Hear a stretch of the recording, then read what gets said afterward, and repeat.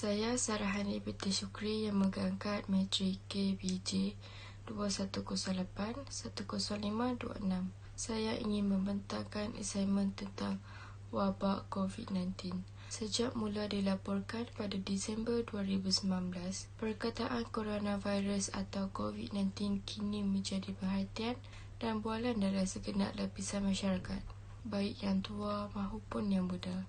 Sebanyak 36 juta kes melibatkan lebih 1,054,604 kematian telah dilaporkan di seluruh dunia. Di Malaysia pula sebanyak 13,504 kes telah dilaporkan dengan jumlah kematian sebanyak 141 orang. Untuk mengekangkan penularan virus ini, Perdana Menteri Malaysia Yang Amat Berhormat Tan Sri Muhyiddin Yassin telah mengumumkan Perintah Kawalan Pergerakan PKP yang berlanjutan hingga fasa ke-6 dari 10 Jun 2020 hingga 31 Ogos 2020 pada tahun 2020.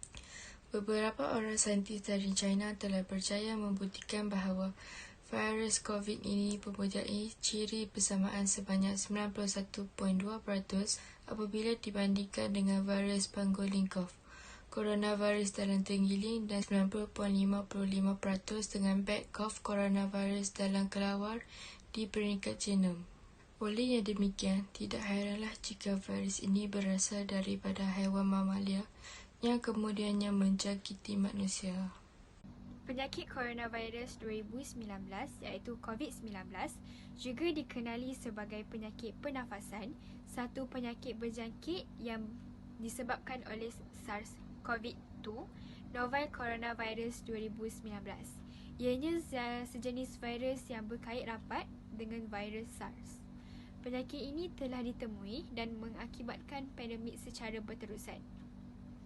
Cara utama jangkitan pada manusia adalah dengan penularan dari manusia ke manusia yang biasanya menjadi titisan pernafasan dari individu yang dijangkiti apabila mereka bersin, batuk ataupun tamat tempoh.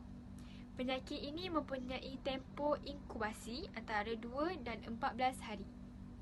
Penularan boleh dikurangkan dengan selalu mencuci tangan, mengamalkan kebersihan dengan baik dan memakai topeng. Penyakit ini pada mulanya mungkin menunjukkan dirinya dengan tanpa gejala atau beberapa gejala, atau mungkin menjadi demam, batuk, sesak nafas, rasa sakit pada otot dan keletihan, dengan perkembangan selanjutnya menjadi radang paru-paru, sindrom kesusahan akut pernafasan dan kematian. Tiada vaksin ataupun rawatan yang efektif untuk penyakit ini, dengan usaha yang biasanya terhad kepada pengurusan simptom dan langkah-langkah sokongan. Kes pada awalnya dikenali di Wuhan, ibu negeri wilayah Hubei di China pada Disember 2019. Selepas itu, penyakit ini telah dilaporkan di seluruh dunia. Kes-kes yang dilaporkan di luar China kebanyakannya berlaku pada yang baru-baru ini menggembara ke tanah besar China. Namun, beberapa kes penyebaran tempatan juga berlaku. Lebih daripada 1,500 kematian telah dilaporkan di tanah besar China dan 4 kematian di bahagian lain di dunia. Pertubuhan Kesihatan Sedunia dan Pusat untuk Kawalan Penyakit mencadangkan bahawa sesiapa yang mengesyaki dirinya membawa virus hendaklah untuk menggunakan topeng muka dan meminta nasihat perubatan dengan menelefon doktor selain terus pergi ke klinik. Pertubuhan Kesihatan Dunia telah mengisytiharkan bahawa wabak coronavirus 2019 menjadi darurat kesihatan awam keprihatinan antarabangsa. Sehingga 11 Februari 2020, hanya tanah besar China disenaraikan sebagai kawasan dengan penyebaran penyakit dalam kalangan komuniti yang berterusan. Kesan COVID-19 ini sangat memberi kesan kepada kelestarian pendidikan awal kanak-kanak dan juga dapat menimbulkan rasa bimbang dalam kalangan ibu bapa untuk menghantar kanak-kanak ke tadika. Sekiranya tadika gemilang dibuka, pihak pengasuh terpaksa mengurangkan jumlah kanak-kanak ke tadika gemilang dan perlu mengubah suai dan juga menambah ruang yang sedia ada supaya sesuai dengan kapasiti kanak-kanak di tadika. Di samping itu, ia akan membebankan ibu bapa kerana perlu membayar yuran kanak-kanak 2 kali ganda berbanding sebelumnya. Selain itu, kesan COVID-19 kepada kanak-kanak tadika gemilang adalah tidak dapat membuat aktiviti yang melibatkan sentuhan dan juga secara fizikal. Semua pembelajaran secara fizikal digantikan dengan pembelajaran secara atas talian. Perubahan PDP secara mendadak ini memberi kesan yang sangat tinggi kepada kanak-kanak di tadika gemilang dan juga pengasuh di tadika gemilang. Tidak semua kanak-kanak mempunyai pendedahan kepada teknik-teknik pembelajaran secara atas talian untuk mengadakan aktiviti pengajaran dan pembelajaran bersama-sama. Tidak semua kanak-kanak tadika gemilang mempunyai peranti elektronik dan juga pautan internet. Juga kanak-kanak yang tidak dapat mengikuti aktiviti kerana mereka berkongsi peranti dengan ibu bapanya yang bekerja di luar. Tambahan pula dengan Perintah Kawalan Pergerakan pada setiap daerah maupun negeri. Segala aktiviti tidak boleh dilakukan secara fizikal kerana pihak kerajaan tidak memberi kebenaran untuk membuka tadika gemilang dan juga segala sektor pendidikan yang terdapat di Malaysia.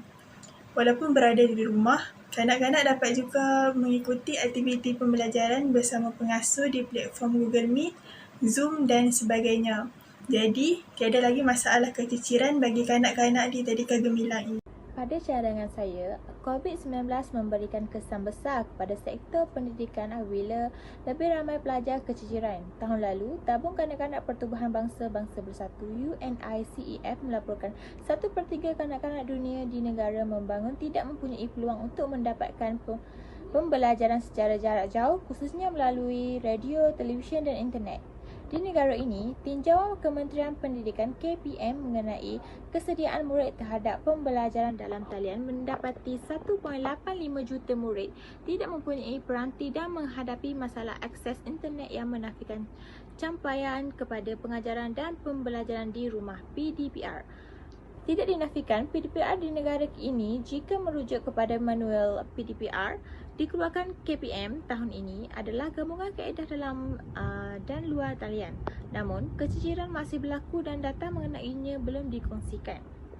Dalam hal ini, KPM harus lebih proaktif bagi memastikan keciciran pembelajaran tidak terus berlanjutan sehingga berlaku senario generasi keciciran, lost generation.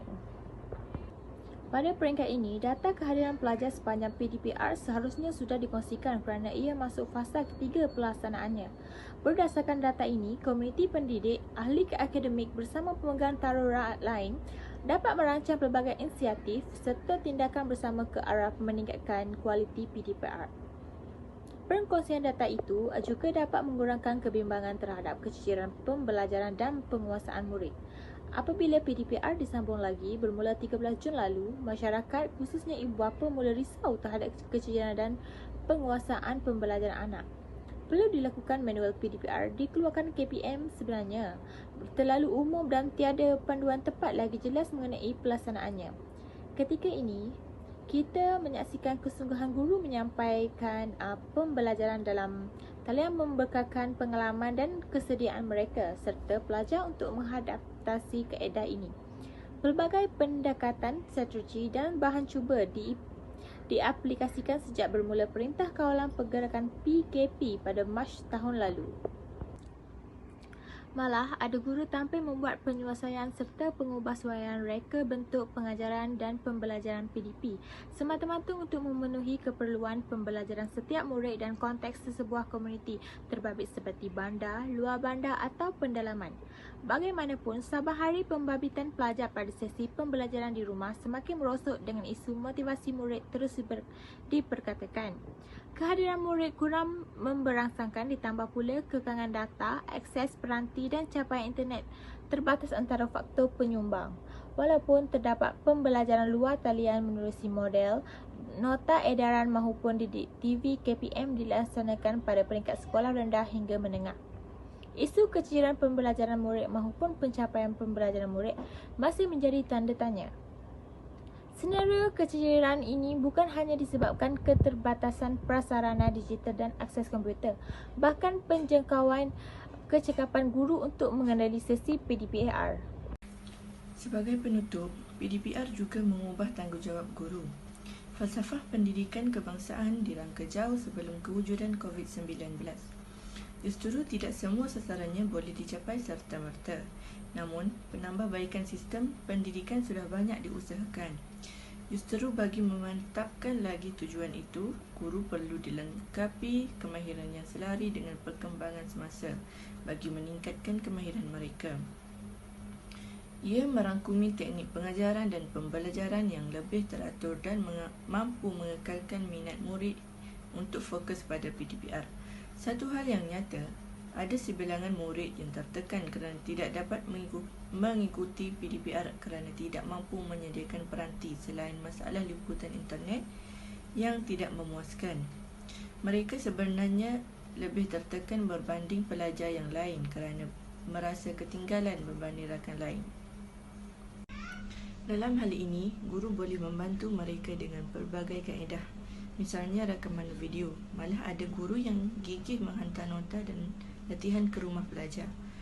Guru juga sebenarnya tertekan kerana mereka terikat pada silibus dan laporan yang perlu dihantar kepada pihak berwajib sebagai bukti PDPR dilaksanakan. Keadaan ini mendorong guru memberikan terlalu banyak latihan kepada murid. Dalam hal ini, KPM perlu menilai semula kaedah pengajaran seperti meminimumkan pemberian latihan sewaktu PDPR, tetapi dalam masa yang sama dapat memastikan objektif pembelajaran dicapai. Keberkesanan PDPR memerlukan kerjasama semua pihak. Tidak dinafikan, tekanan bebanan, kerisauan, keletihan minda dan fizikal menguji kesabaran. Ia bukan hanya membabitkan murid, tapi guru dan ibu bapa juga. COVID-19 membawa bersamanya bukan sahaja risiko kesihatan, tetapi norma baharu yang perlu lekas kita sesuaikan dalam kehidupan. Dalam hal ini, sistem pendidikan kita juga berubah, namun kita perlu tabah menghadapinya demi pembangunan ketamadunan. Pembabitan secara menyeluruh jentera KPM dan juga ibu bapa diperlukan bagi memastikan sistem pendidikan bergerak di atas landasan yang betul.